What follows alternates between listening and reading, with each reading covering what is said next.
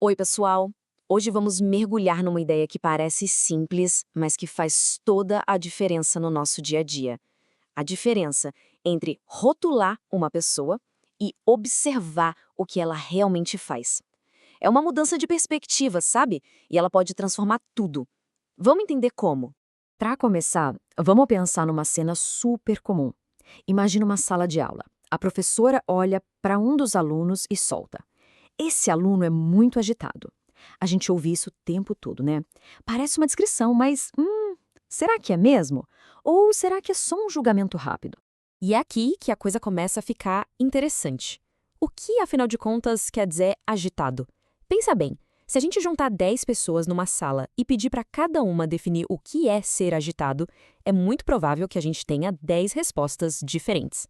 A palavra em si não dá nenhuma pista concreta do que está de fato acontecendo. Essa falta de precisão nos leva direto a um ponto crucial, que é essa ambiguidade dos rótulos que a gente usa sem nem perceber. Eles parecem um atalho útil para descrever as coisas, mas na verdade acabam criando mais confusão do que clareza. Olha só como essa única palavra agitado pode se manifestar de jeitos totalmente diferentes. Alguém pode ser agitado porque fala sem parar. Outra pessoa ganha o mesmo rótulo porque não consegue ficar quieta na cadeira. Ou seja, o rótulo, em vez de explicar a situação, na verdade esconde o que está acontecendo de verdade. Então, o grande problema é este. Rótulos são interpretações, são quase como opiniões. Eles não são informações de verdade, sabe? Não são dados concretos que ajudam a gente a entender uma situação e, principalmente, a fazer alguma coisa a respeito. Na psicologia, existe um termo técnico para isso: interpretação global. É como se a gente pegasse uma etiqueta bem grande e colasse na pessoa, mas sem dizer o que tem dentro do pote. A etiqueta diz agitado, mas não informa quais são os ingredientes dessa agitação. E este quadro aqui deixa a diferença claríssima. Dizer o Lucas é agitado é um julgamento. Agora, se a gente diz o Lucas se levantou 6 vezes, interrompeu os colegas 4 vezes e só conseguiu ficar sentado por 3 minutos seguidos, aí a história muda. Isso são fatos, são dados. Com essa segunda descrição, a gente começa a enxergar um cenário real. Certo, mas como a gente faz essa transição? Como sair do problema e ir para a solução? O caminho é adotar um método de observação que é quase científico. É sobre treinar o nosso olhar para capturar os fatos, em vez de sair por aí criando interpretações apressadas. O princípio por trás disso tudo é muito poderoso e, na verdade, bem simples. Se não dá para ver ou não dá para contar, não é um dado muito útil para analisar um comportamento. A psicologia comportamental, por exemplo, é toda construída em cima desse pilar: observar e medir com precisão. Na prática, como a gente transforma o agitado em dados? Bom, é mais ou menos assim. Em vez de julgar, a gente mede. A gente conta quantas vezes a pessoa levanta da cadeira, a gente anota as interrupções, cronometra o tempo que ela fica sentada.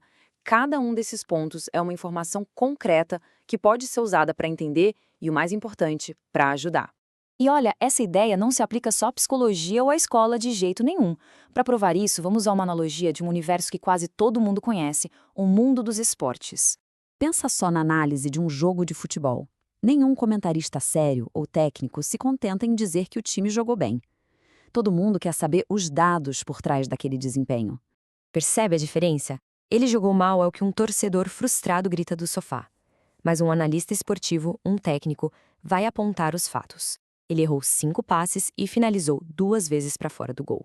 A segunda descrição nos diz por que ele jogou mal. É informação que serve para treinar, para melhorar. O princípio é exatamente o mesmo.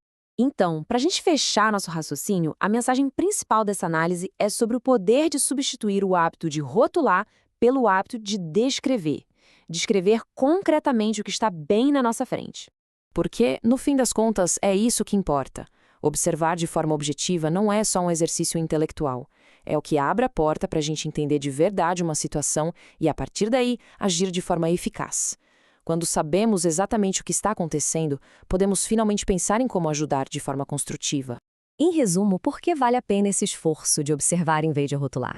Porque isso nos dá clareza, tira a gente do campo da opinião e nos coloca no terreno dos fatos. E é com base em fatos que se constroem soluções de verdade, seja para ajudar um aluno, para melhorar o desempenho de uma equipe ou até para a gente se entender melhor. Para finalizar, fica aqui uma reflexão. Que tal pensar um pouco nos rótulos que a gente mais usa? Preguiçoso, desorganizado, tímido. E se, a partir de hoje, um desses rótulos fosse trocado por uma pequena lista de ações concretas, de coisas que podem ser vistas? O resultado pode ser surpreendente.